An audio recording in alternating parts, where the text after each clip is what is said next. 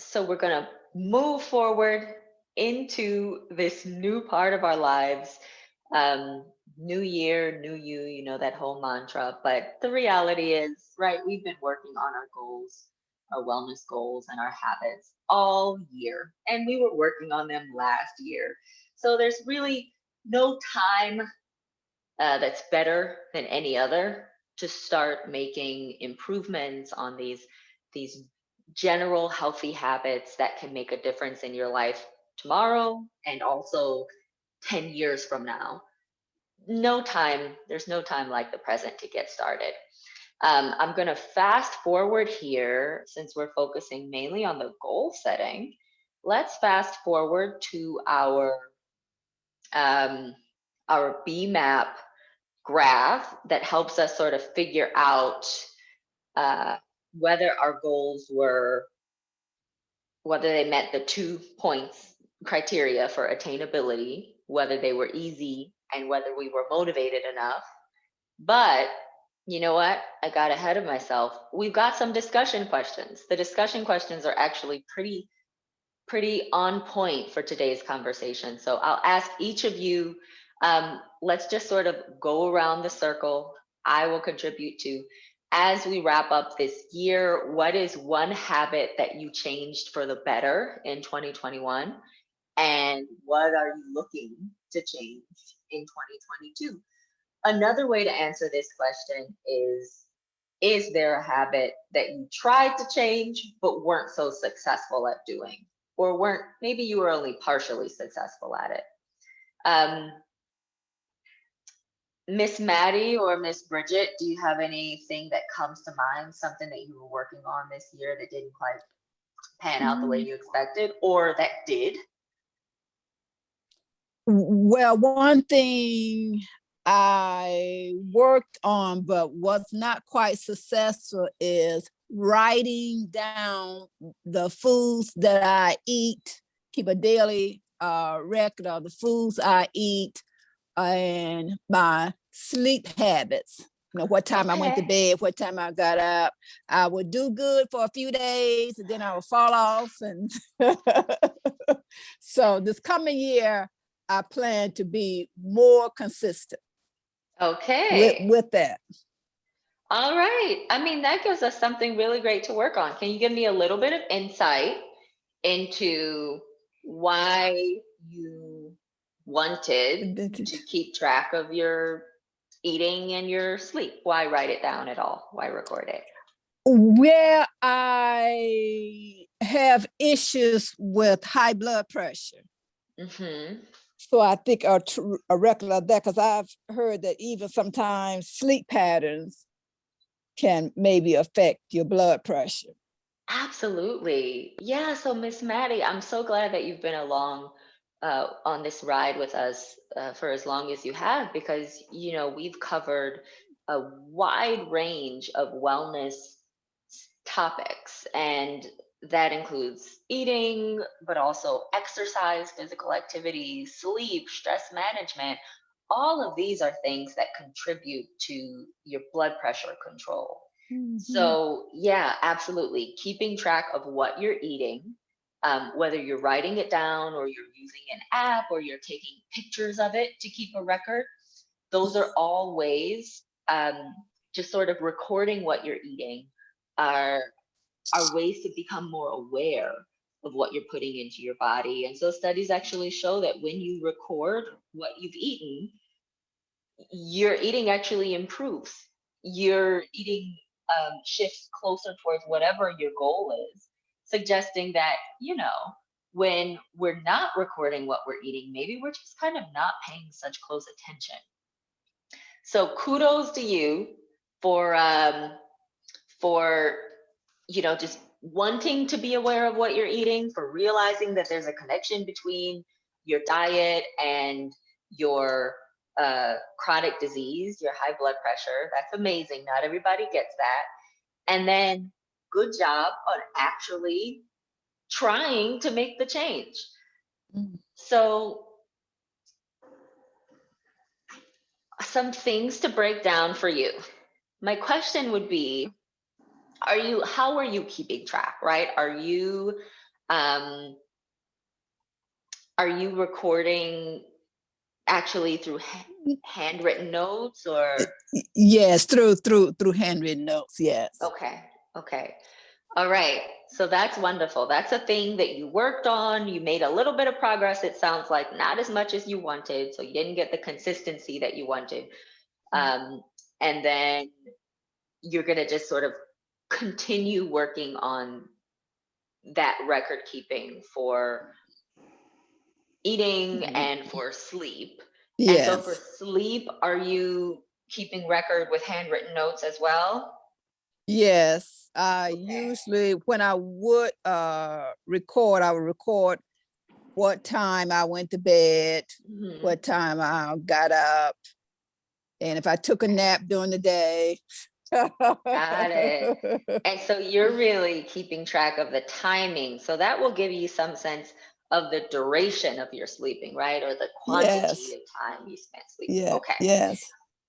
Would your notes include anything on the quality of sleep? Like, would you wake up and write the time that you woke up and then also comment on whether you felt well rested or not?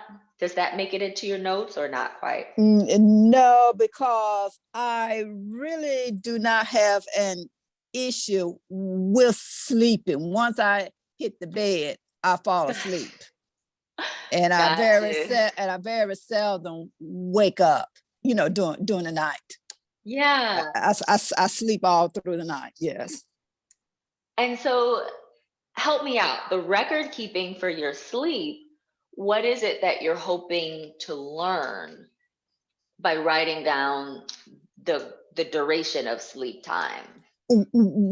Well, I would think that maybe the number of hours I sleep may Gotcha. have, and then what time, because I read some study where it's best to sleep, to be in bed by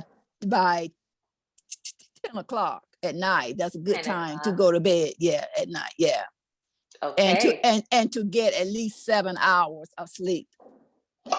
Yeah. So what we do here is that somewhere between 7 to 9 hours is pretty important for most Hmm. adults. There is some variation around that number. Some people need less. Some people need, um, push up against that upper end of sleep. And I've joked with you guys in the past that I fall into that latter category where my body and brain just need a lot of sleep, like 9 hours at least. Um, Mm. but some people seem to do really well uh, in daily functioning and in terms of long-term chronic disease outcomes. Some people seem to do fairly well with a little bit less sleep. I think, Miss Bridget, you and I had this conversation maybe a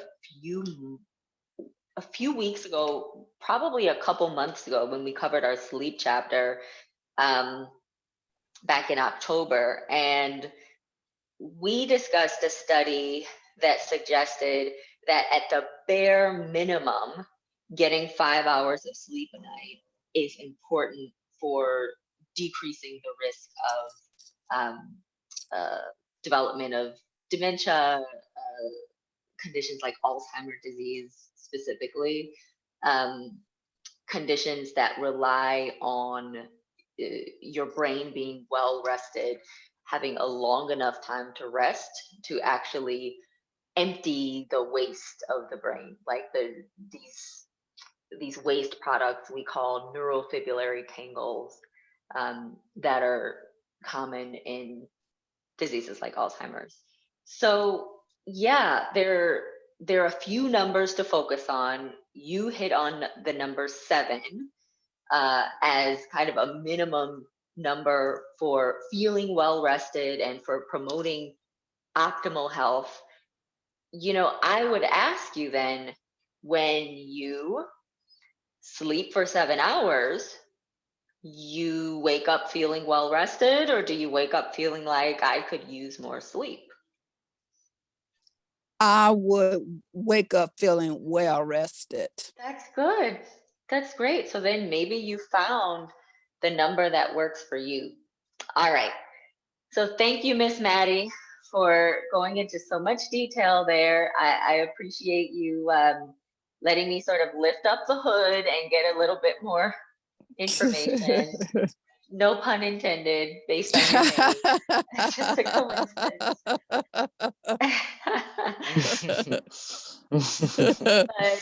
But, you know, we will come back around to that specific goal of yours, Okay. the improving your record keeping for your eating and for your sleeping habits, because we'll be able to kind of dissect what the problems might be with building consistency when we take a look at that VMAP chart.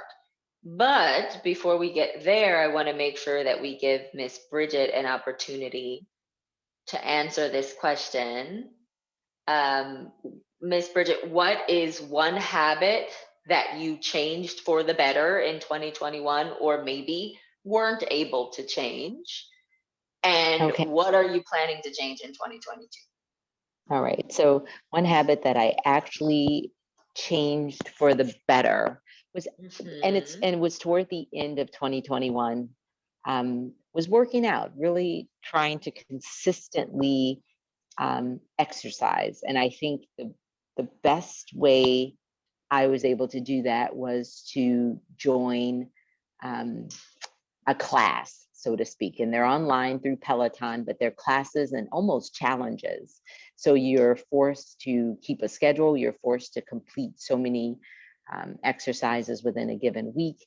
And because I was kind of geared toward doing the right thing, so to speak, I always went to the classes and I actually worked out a lot more. I think what was disappointing in that, I probably did lose weight. I definitely toned more and changed my size. I think my weight maybe decreased slightly and then consistently went to a better, slightly lower weight. So I know what to do moving forward. What did not work out as well, Miss Maddie and I had the same idea. I was trying to sleep more. And even though I don't write it down, I do pretty much keep track. And that's where I failed. My sleep, I think I had some really good days in a row where I would just force myself to go to bed. 10 o'clock's a really good time to consider, but I would force myself to go to bed and try to sleep 7 hours and then get up. So my goal was to sleep 6.5 to 7 consistent hours without interruption at all. So I did it. I was better than I would normally be, but I failed miserably. So You know what? I didn't get there. I'm glad that you found a silver lining though, because even when we fail miserably, we still might have improved. Just like you said, you slept better, and by better you mean for a longer duration, closer to that 6.5, 7 hour goal. You were more consistent in doing that than you had been before you set the goal, but you just weren't quite as consistent as you want to be. And so first of all, congratulations, because that's progress. You're better than you were. And, I'll double down on that kudos, because in being honest with yourself about the fact that you didn't quite reach your goal, you are able to reset, identify exactly what parts of your goal may have been really challenging. We'll see what we can do to kind of redesign some parts of your environment to make that goal more attainable moving forward. So is that the one that you're more focused on in 2022, you think? You know what, I would say both still, simply because exercise and sleep. Oh my gosh, yes, because I can't effectively exercise unless I'm well rested. So they actually have to go hand in hand. And I want to ramp up my exercise, and and I know exercising a little in the morning is always a good start. And then I almost always, if I exercise in the morning, I will inevitably exercise in the afternoon. So it's such a weird thing. It sort of really sets my day off. So the only way that I can successfully do that is if I get to bed, sleep, and awaken rested. So Mm, yeah, so they go hand in hand. So I can't have one without the yeah. other. And because I am desperately trying to exercise more and lose weight, I am going to sleep better. Yes. Oh, that's wonderful. I love that you were able to find a connection between those two habits because, like we discussed with Miss Maddie, if you have intrinsic motivation, right? If you have a very specific reason that's really important to you for changing this habit, um, then you're actually more likely to succeed. So if you're able to kind of build a habit train where like the different cars are actually different behaviors, and you can say, well, I've got to hook up this behavior to this other one. I've got to sleep consistently. I've got to get quality sleep and enough of it in order to wake up well rested enough to exercise in the morning, which is what I have to do in order to be able to exercise in the afternoon and get my 2-a-day workouts in, which is really important for your goal of losing weight. Then really that weight loss goal gets connected to all of your other uh, wellness goals, all these other habits that you're working on, right? And so you're able to kind of pull the weight loss goal, the one goal, through all of these behaviors and get like double duty uh, for that piece of motivation instead of having to find some other reason to be motivated to sleep.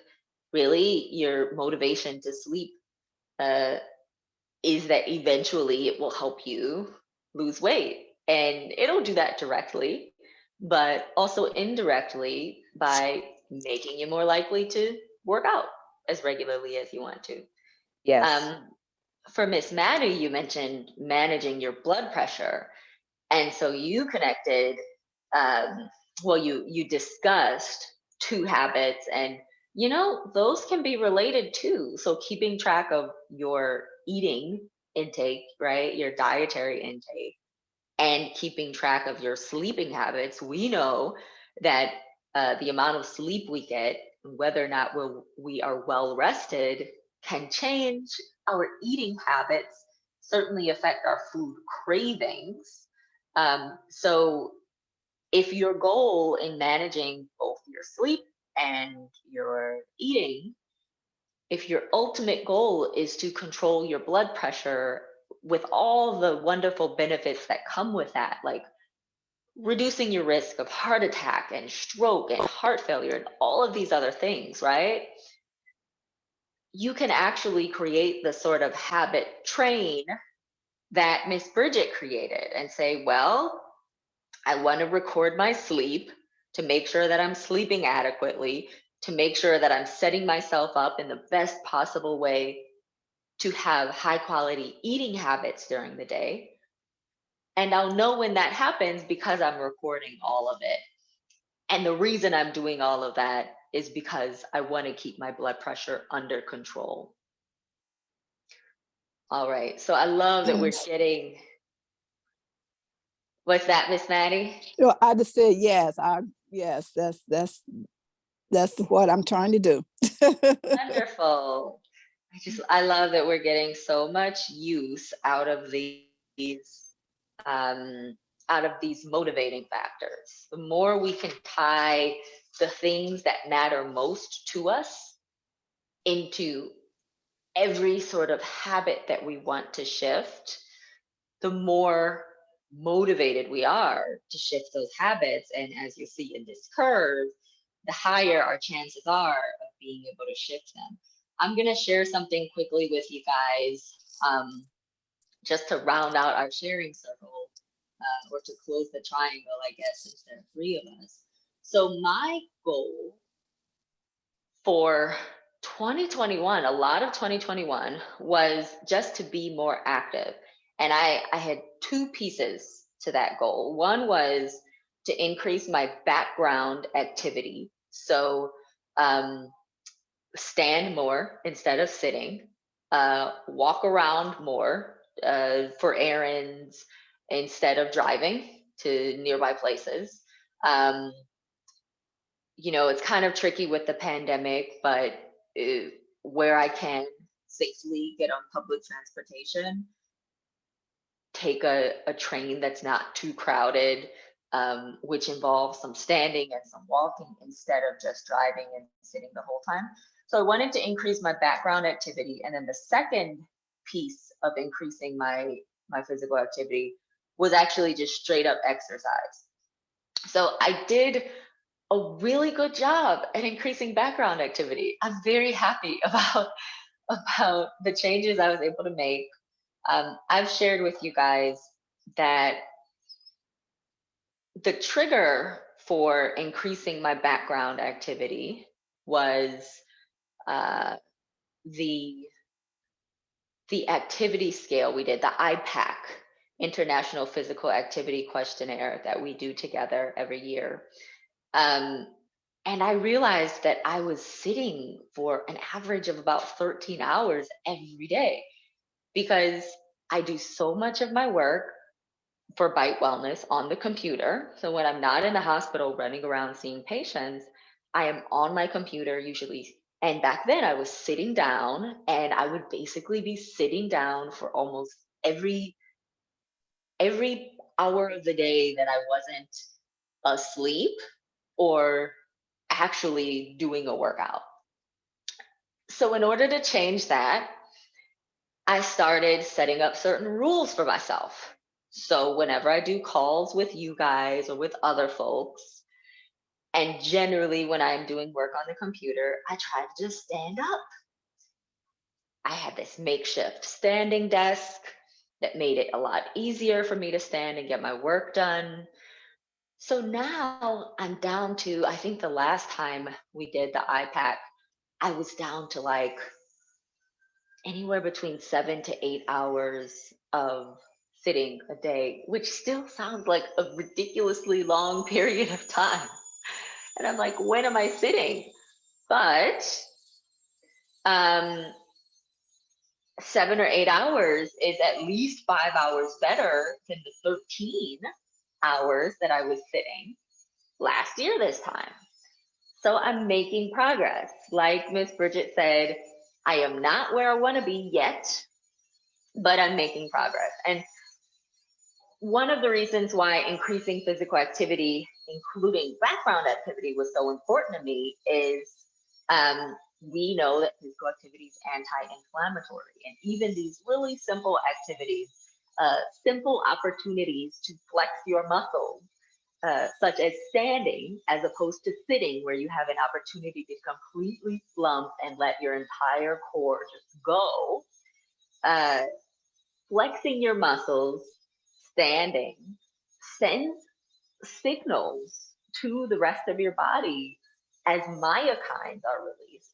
It sends these signals, these anti-inflammatory signals that help to regulate so many different functions of your body, like your blood pressure and your blood sugar.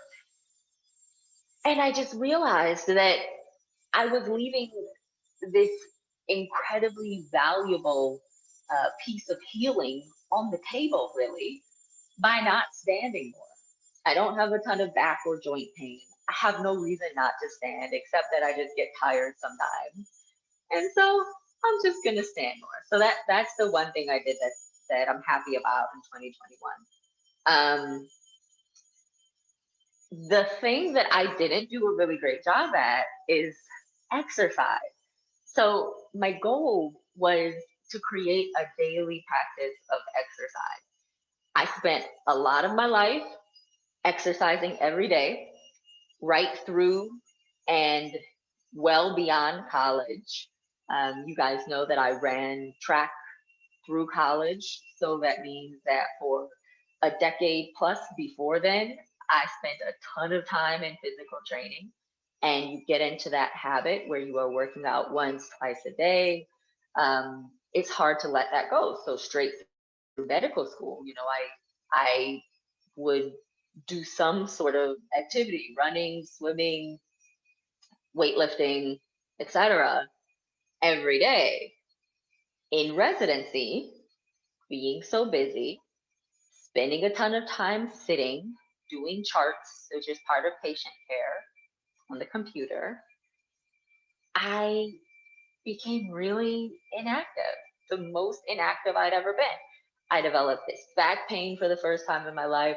I have this neck pain on the same side. It's not great. So my body is telling me you need to strengthen your core. And frankly, you just need to get up. You need to get up out of this chair and move.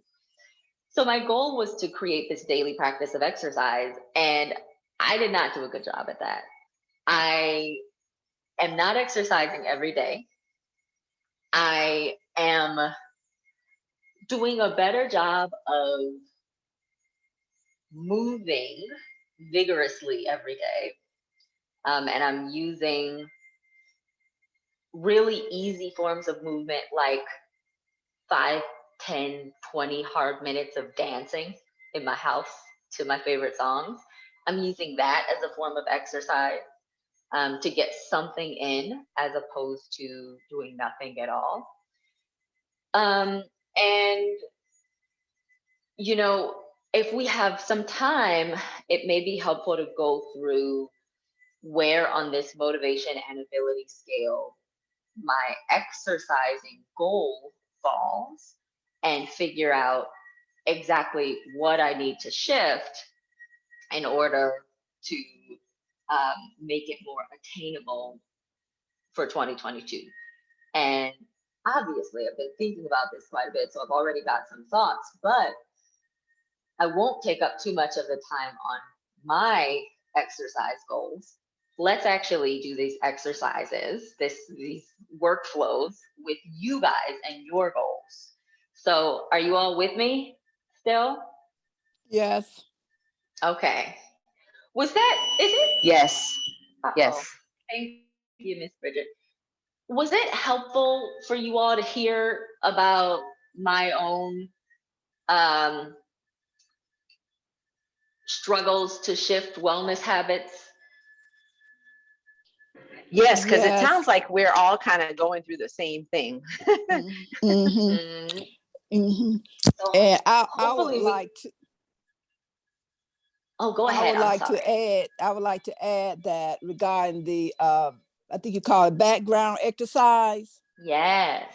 When I travel and at the airport, instead of just sitting and reading, I get up and walk.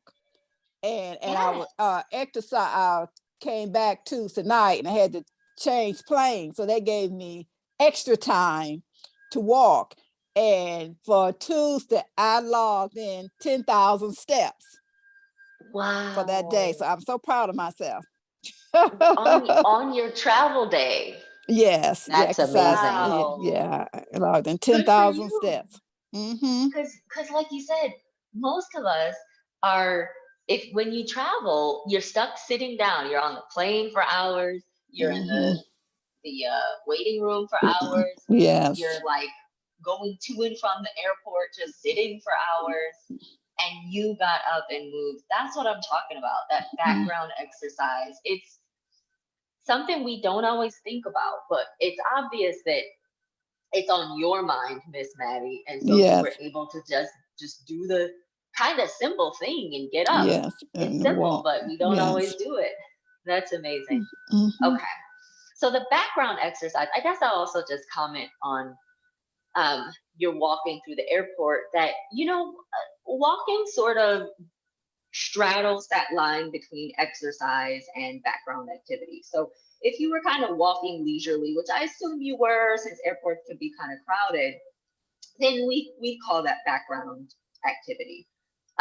But there's sometimes when you have the space and the time to get out there and essentially power walk.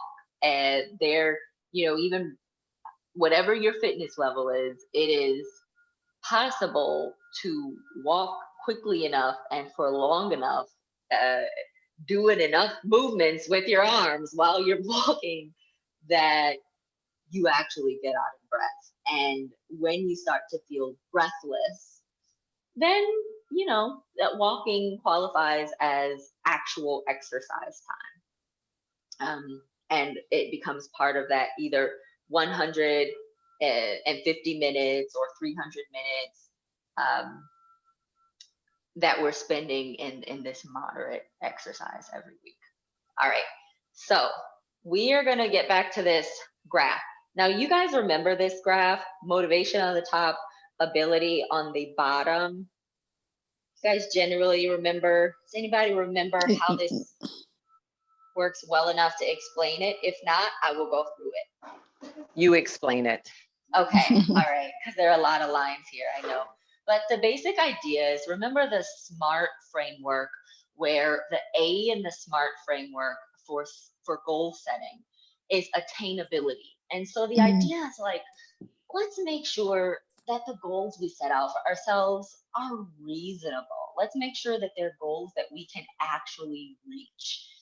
Nobody wants to torture themselves setting out some like pie in the sky goal that you are not going to reach this year, you are not going to reach next year, and you just feel badly, right? No matter how hard you work, no matter how much stress you put on yourself, you're not reaching it. And the question is, why?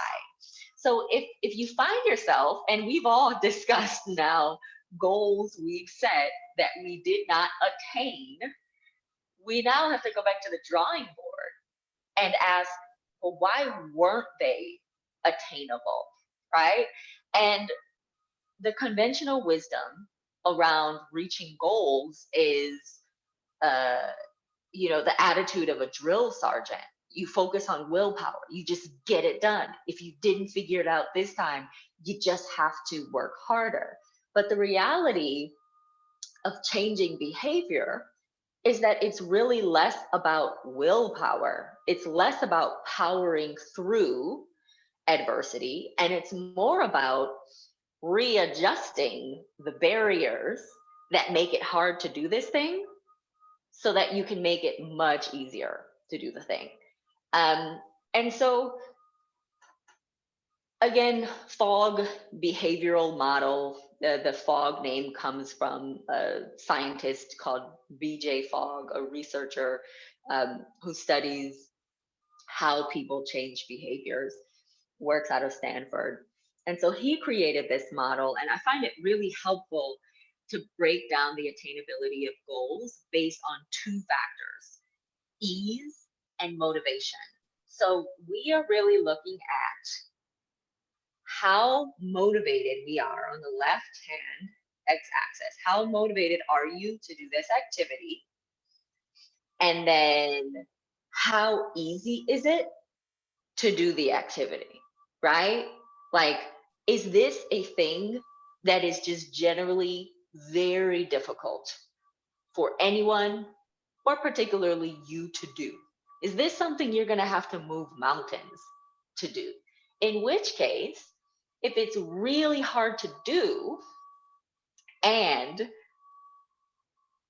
you're not that motivated to do it, you're somewhere down here near this bottom left hand axis, and you just, this is probably not a very attainable activity for you. Where we want to be is up and to the right. On the outside, the right side of this green action line. And what the green action line actually tells us in BJ Fogg's model is, on the right side of this line, prompts for your behavior or triggers are actually really helpful. And that's great for us because anytime you're trying to do something and you can bring in an outside feature like an alarm, another person reminding you to do something, a text message that goes off at a certain time, or arriving at a certain location.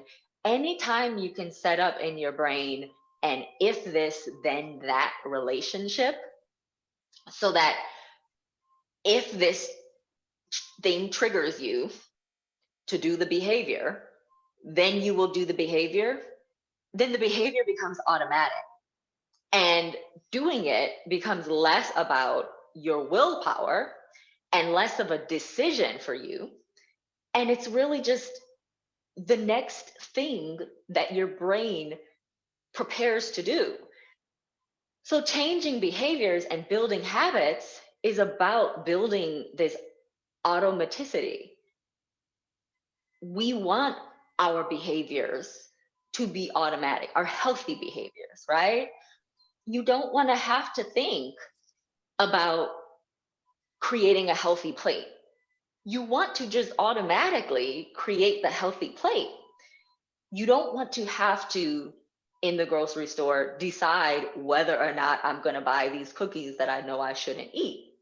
You want to just automatically ignore the cookies, like maybe not even see them, not even pass by that section of the store. The more we can take choice off the table in our habit shifting, the easier it is to build the sorts of habits that we want to build. So that's why there's this emphasis on automaticity. And that's why we're really looking to be on the right side of the action line, where we can start setting up prompts and triggers that your brain can begin to automatically link to whatever behavior you're looking for. Okay, does that make sense? You guys with me? If not, let's break it down. No, it makes sense. It makes sense. Yes, it makes sense. Okay. So we are looking to be on the right side of this green action line. That's where we can develop automaticity.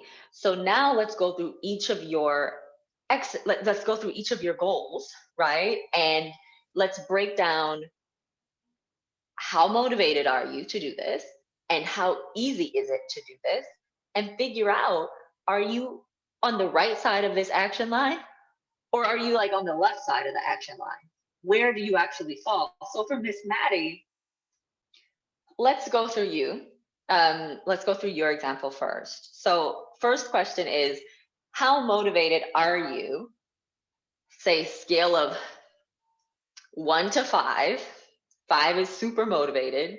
1 is not really motivated at all. How motivated are you to keep a record of your eating and your sleep? What would you say? I would say a 3, but based on my not being able to be consistent, I guess it's 3. Okay.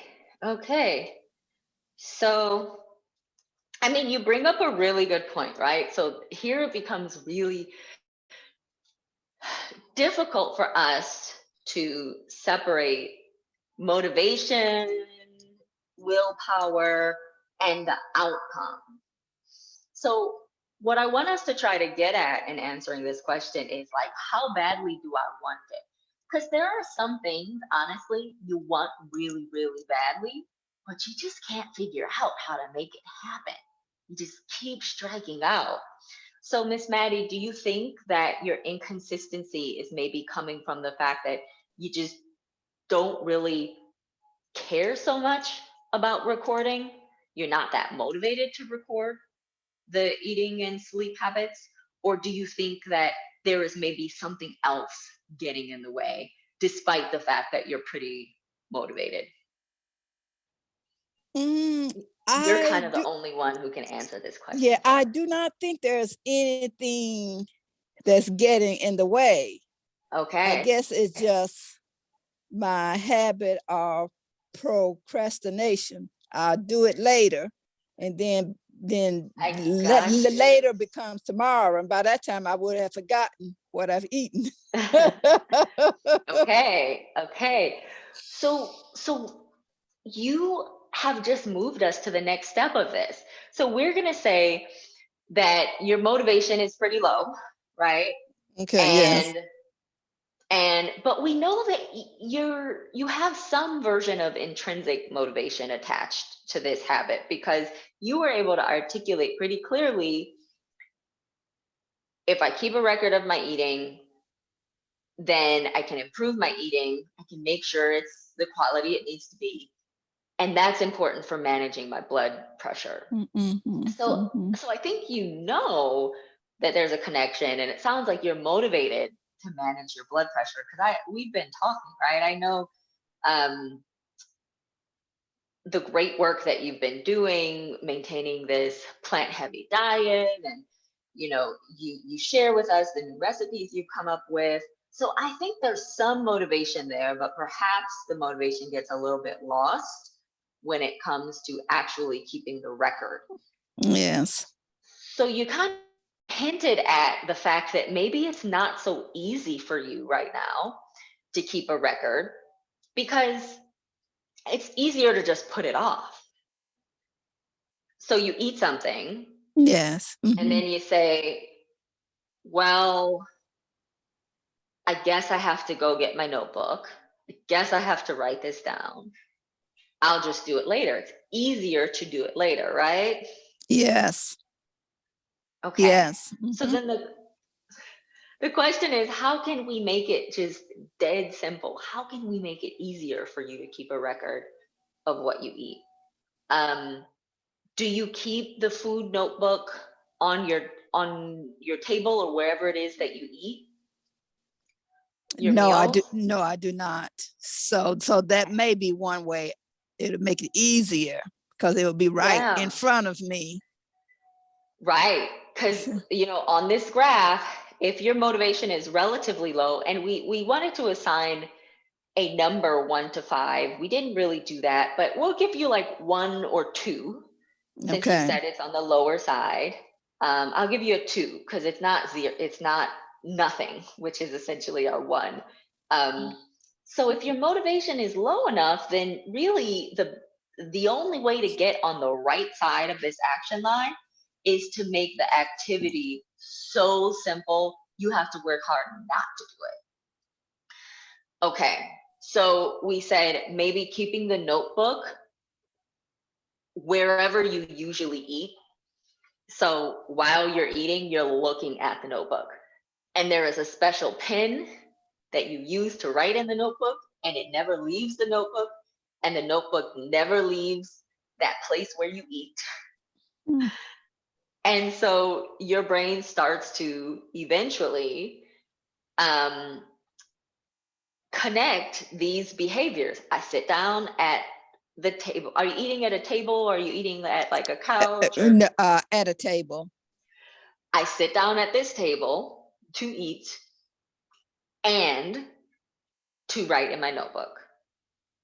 Eat, write in notebook. Eat, write in notebook. You want to get to the place where you do this so reliably, your prompt or your trigger to write in your notebook to record your eating is actually just the eating. You want to get to the place where, like, maybe you go out to a restaurant and you forget your notebook, yet you eat, and as soon as you sit down to eat, you're looking around for your notebook because your brain is so used to pulling it out. Yes.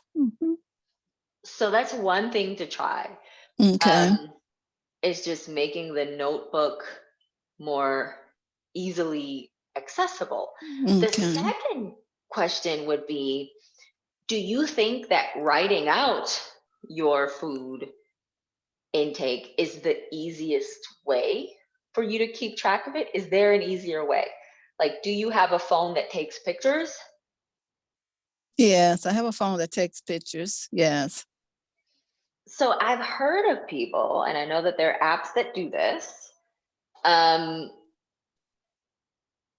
heard of people just snapping pictures of their food and potentially not necessarily even writing down exactly what you had to eat, but just using the pictures as sort of a photo food diary. You're able to look through and see what you ate and the portion sizes based on the picture. Do you think that would be easier than writing it down or not really? No, I don't think it would be easier. No. Okay. So I think we've got our first next step for you is just Okay. keeping the notebook and the Yes. special pen on the table. The other Okay. thing to try in terms of giving your brain as many prompts, as many triggers as possible to keep a record is to try like a phone alarm. So do you tend to eat at around the same time every day? Are there any meals you'll eat at exactly the same time? No, there's no certain set time. Okay. Okay. Because if there was, then I'd suggest setting that timer on your phone to go off if you ate lunch every day at 2, for example. Okay, but that doesn't quite work. Yeah, because Alrighty. I also want to keep track of all the snacks and everything in between. Right. Well, you know what? So then I'd say the goal for you would be always eat at that table.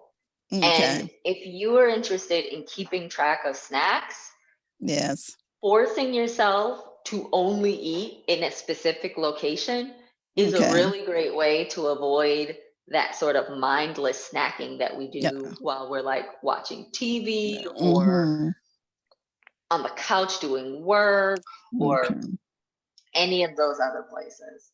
So setting up this rule for yourself, there's nobody outside of Miss Maddie who is going to know whether or not you're breaking these rules that you set for yourself. Right. Right. And yet it's really important that you set these up so you know, so your brain has boundaries, right? Otherwise, we Yes. just do everything. Mhm. Okay. Mhm. So that's something to try. And since you're interested in recording 2 different activities, you're recording sleep and you're recording food intake, we kind of solved the issue of the food record. You got a food notebook. It's going to be on your table.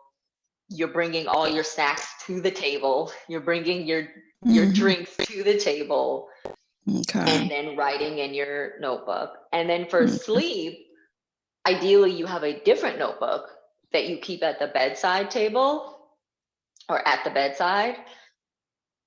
Again, ideally for best sleep quality, sleeping in the bed, same place every night. And so if you keep the notebook right next to you, you wake up and that's your trigger. Immediately turn over, write in your notebook, your sleep time, whether you feel well rested, all that stuff. Okay. Okay. Because the other question for your sleep would be if you have a smartphone, there.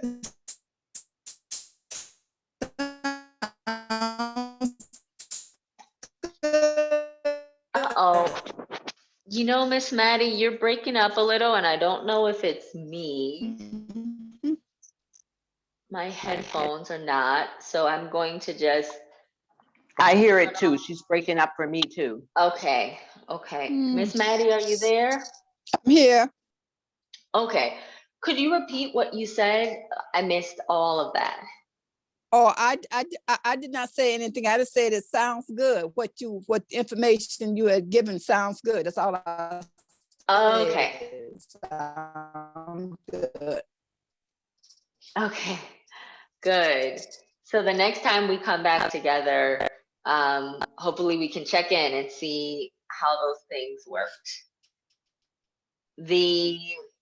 So for Miss Bridget, we're coming to the end of our hour.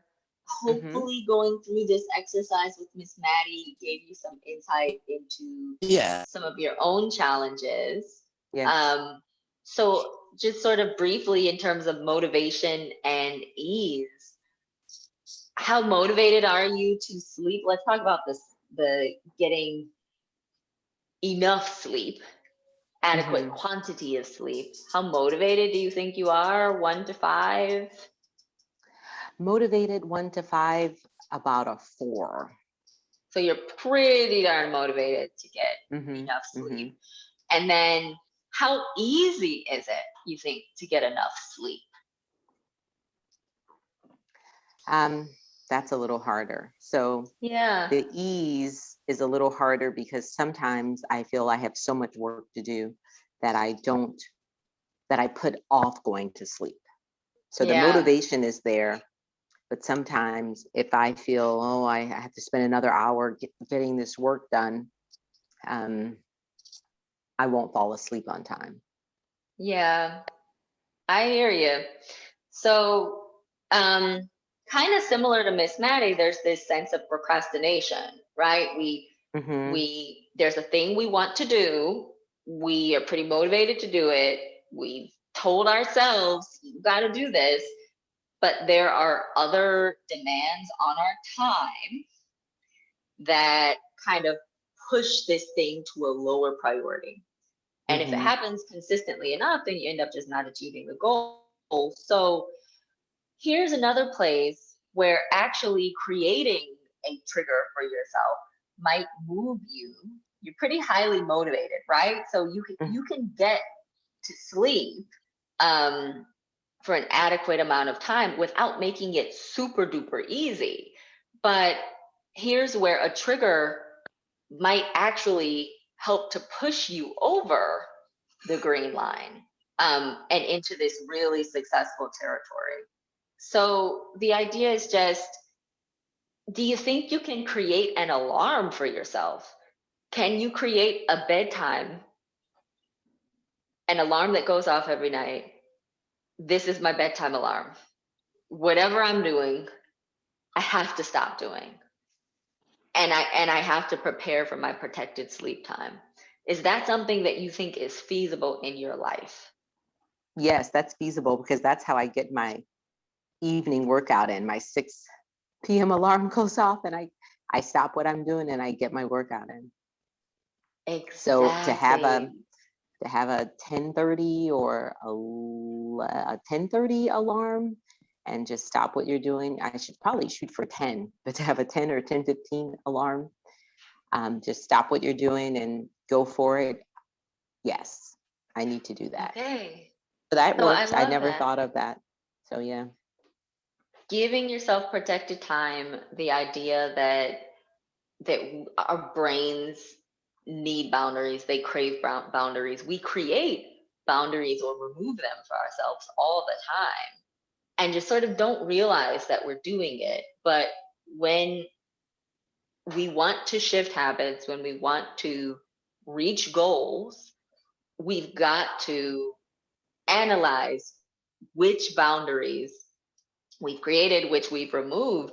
And usually, when you're talking about shifting to healthier habits, what helps is creating these boundaries in your mind, right? And they don't have to feel so restrictive. Boundaries just, depending on your personality, just doesn't sound great.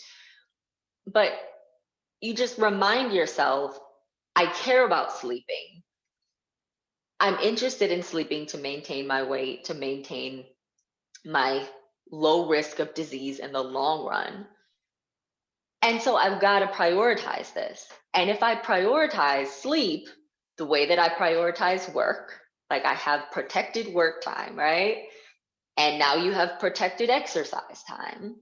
Well, in order to make sure the sleep happens, I've got to have protected sleep time. Just like Miss Maddie has to have her protected food recording time, even if it means adding another 5, 10, 15 minutes onto each meal to just count that as a loss of time, right? That's what I got to do to record what I just ate. My meal isn't technically over until I record what I ate.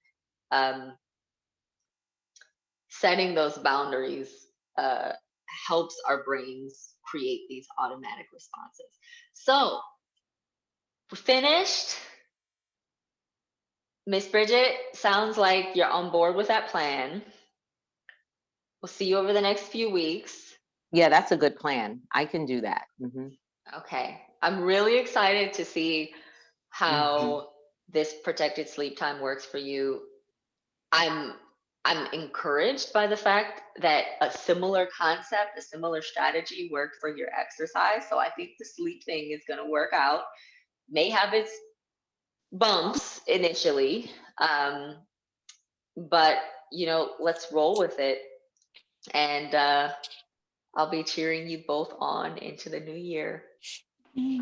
Sounds good. Thank you. Thank you. You are very welcome. Let's Happy New see. Year. Thank you. You too. Yes, Happy New All Year.